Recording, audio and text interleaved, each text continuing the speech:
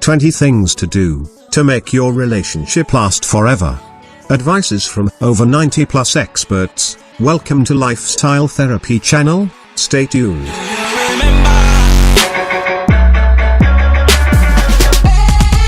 The 7 best relationship advice ever. Number 1. Never take your partner for granted. This may sound obvious, but you can't imagine how many people come to couples therapy too late, when their partner is done with a relationship, and wants to end it. It is very important to realize that everyone potentially has a breaking point, and if their needs are not met, or they don't feel seen by the other, they will more than likely find it somewhere else. Number 2, love isn't enough for a solid relationship. Just because you love each other, does not mean that you're good together long term. You both have to be committed. There may be times you don't feel like you love each other. Like you're so hurt or angry that you can't stand the sight of the other. But if you're both committed to the relationship, to the promises you made, then you'll work through it, and you'll become stronger. Love without commitment just isn't enough. Number 3, take turns talking. To make sure you both get a chance to state what's on your mind during a disagreement and get your points across, alternate playing reflective therapist, where one listens while the other talks.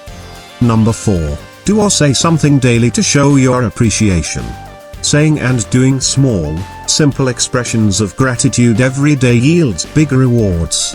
When people feel recognized as special and appreciated, they're happier in that relationship, and more motivated to make the relationship better and stronger.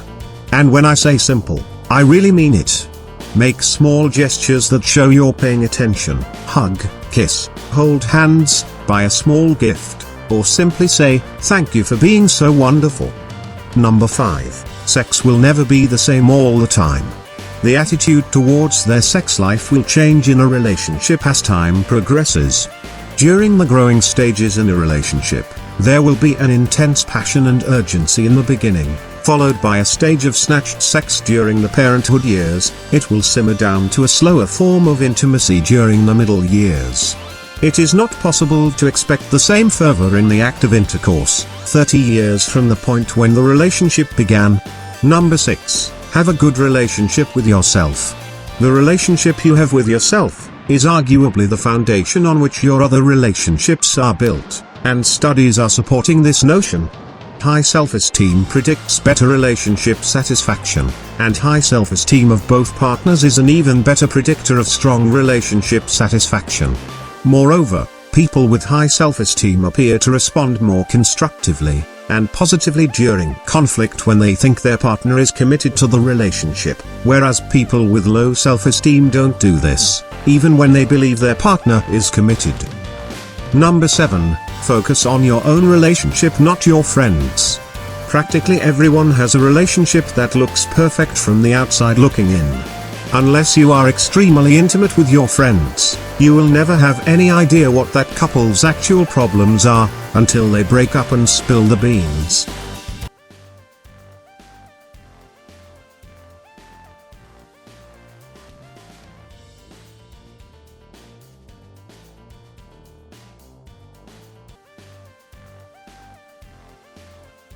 Number 1, quality time, not quantity.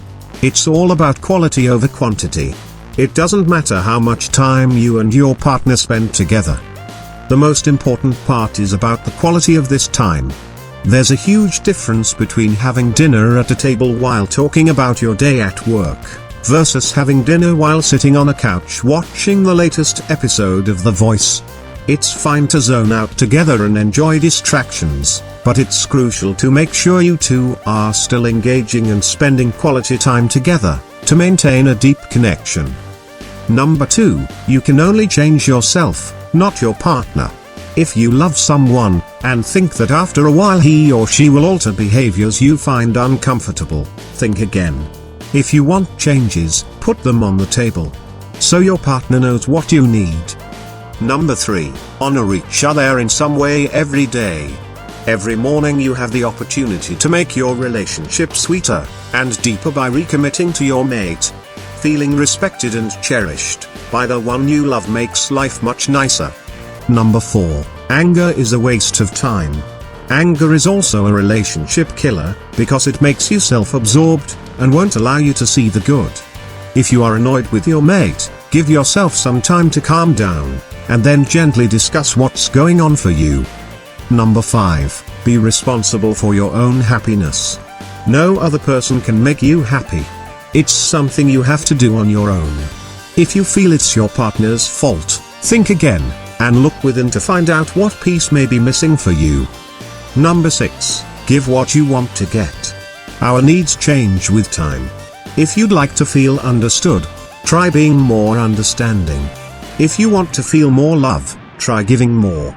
It's a simple program that really works. Number 7. Communication. Communication is key. It is one of the most important qualities a healthy relationship. However, not everyone knows how to communicate properly, or even communicate at all. Happy and healthy couples have this game down. They vocalize their love for one another, saying "I love you" often and offering compliments. They also discuss the bad instead of sweeping issues under the rug. In order to move forward and grow, you two need to be able to truly talk about your feelings. No matter how awkward or uncomfortable it feels, it will make for a long-lasting and fulfilling relationship. Number 1. Awareness. Start by developing more awareness of your own role in your relationship. When a difference arises, try becoming an observer of your thoughts, your emotions, your needs, and your ego. One way to develop this life skill is to ask yourself questions like, what is it I really want at this moment? Is what I want coming from my heart or my ego? Will getting what I want help our relationship, or hurt it? Will getting what I want strengthen our relationship, or weaken it? If I keep insisting, what will that do to the peace of our relationship? Number 2, take a moment for yourself. If you've had a bad day, or your partner has snapped at you, take a minute alone to compose yourself before you speak to them. If you're feeling stressed and high-strung, you might flip and overreact when you speak to them. The most important thing is to make sure that you are okay and feeling better. Different things calm different people down. Maybe a gym session works for you, or eating a bar of chocolate. If you've spent a minute alone and you still feel terrible, tell your partner when you see them. Explain calmly that you've had a difficult day, and you don't want to take your negativity out on them. Then you can keep conversation to a minimum, or you can chill somewhere else, until your mood has lifted. When you do speak to your partner, you will be feeling less pessimistic and negative, so the conversation is less likely to be argumentative. Number 3, figure out how to calm yourself down. If you need to take a walk, scream into a pillow, or punch the couch to let off some steam, do it where your partner can't see, and then approach them once you're not blocked by an angry fog. Number 4, maintain boundaries. When people get close, boundaries can get fuzzy. In a relationship without boundaries, you let the other person manipulate you into doing things you don't want to do. You act out of guilt, instead of honoring your needs. You let someone offend you without telling them how you feel about it. The best way to ensure people treat you how you want to be treated is to teach them.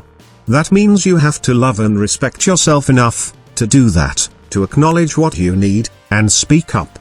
The only way to truly have loving, peaceful relationships is to start with a loving, peaceful relationship with yourself. Number 5, apologize and accept apologies. The path to forgiveness is easy to find when there is a sincere apology pointing the way. If you blew it, say "I'm sorry." Don't let your pride get in the way. A genuine, heartfelt apology can go a long way toward keeping peace in your relationship. Life is short and an apology costs you nothing. So, be willing to do the right thing for your relationship, instead of propping up your ego.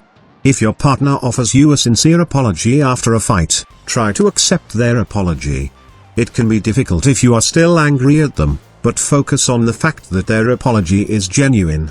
If you don't accept their apology, they will feel upset, and they might start to feel frustrated and angry again. Realize that they are reaching out to you to fix the problem. They regret upsetting you, and they are genuinely sorry for the things that they said. Don't throw this back in their face, as apologizing is difficult for many people, and it may put them off apologizing in the future. Forgiveness isn't a gift that you can withhold from someone for as long as you like, and if you do, they may start to think that you are playing with their feelings. The relationship is well on its way. You've maybe moved in together at this point, and you've fallen into a routine. Especially for younger couples, routine can be a death note for a relationship. Couples stop going on dates, they stop going on adventures, they start getting bored, and this is where problems really start to arise. The honeymoon phase doesn't usually last forever. Eventually things will start to feel a little dull. If you've got an open line of communication, you'll be able to talk to your partner about these things, to suggest new ideas, new adventures, new dates. Then don't play games with the person you're dating. Focus on one person at a time, so that you can put your energy into making this a relationship that can actually work. If you're serious about this person, then call off the booty calls, and don't respond to people who may still be trying to hang out. And you need to be patient throughout the process, because developing a strong and stable relationship is a process and doesn't happen overnight. You should be willing to take things slow, and not try to rush through those important formative stages. Just in case it doesn't work out, you still have to protect your heart. Don't put all of your eggs in one basket before they hatch. Be prepared for anything to happen. Getting hurt is always a very real possibility, so just make sure that you're aware of that and prepared for it. Keep your relationship fresh, funky, and fun, and it'll keep plugging along into your golden years. I hope you enjoyed the video. If you find it useful, don't forget to share it, and make sure to subscribe to see more video in the future. Thanks for watching, and see you soon.